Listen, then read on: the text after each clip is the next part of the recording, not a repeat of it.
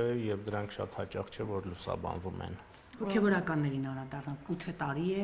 նոր 7 տարի, նոր հիշեցիք, որ կաթողիկոսը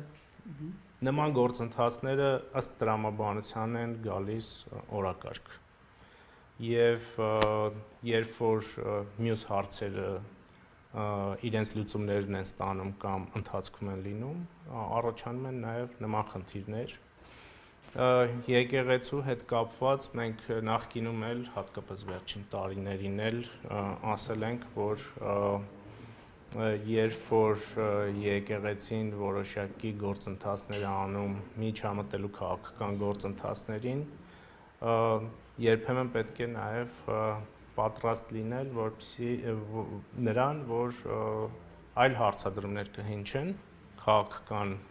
դեմքերի կողմից, մասնավորապես այս հարցադրումը, որը արվել է։ Անձնական կյանք, պարոն Հարությունյան, մենք անձնական ներողություն հերթով խնդրում եմ։ Անձնական կյանքին որևէ մեկը չի միջամտել,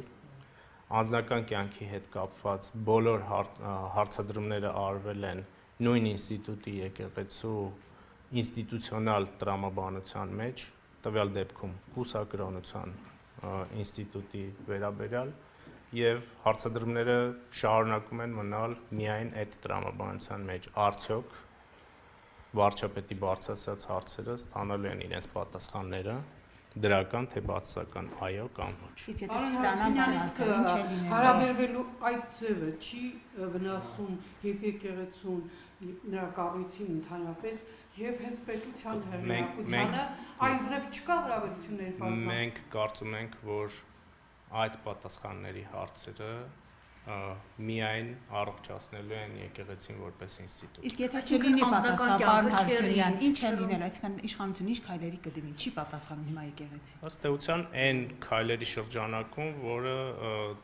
տրված է իշխանությանը գործադիր մարմին օրենքների եւ սահմանադրության շրջանակում։ Այսինքն դրական փոփոխությունների ճանապարհով ով է այն սրբազանը, ով է քերին, այդ քերուկինը, երբ որ մենք խոսում ենք այդ կուսակրոնության կանոնների խախտման մասին, մանկապղծության մասին է վարչապետի կինը հայտարարում, ինչ տեղեկություններ կան։ Հիմա դուք ասում եք անձնական կյանքի անձնական կյանքին մի խառնվեք, բայց ուզում եք որպեսզի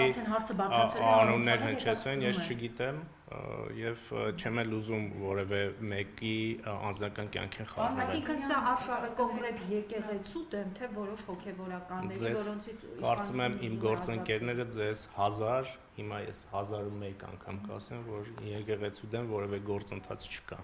Մանկապղծության Enterprise-ի տնօրեն նշանակվեց Արտուր Սաֆարարի կինը, ինչու փոխեց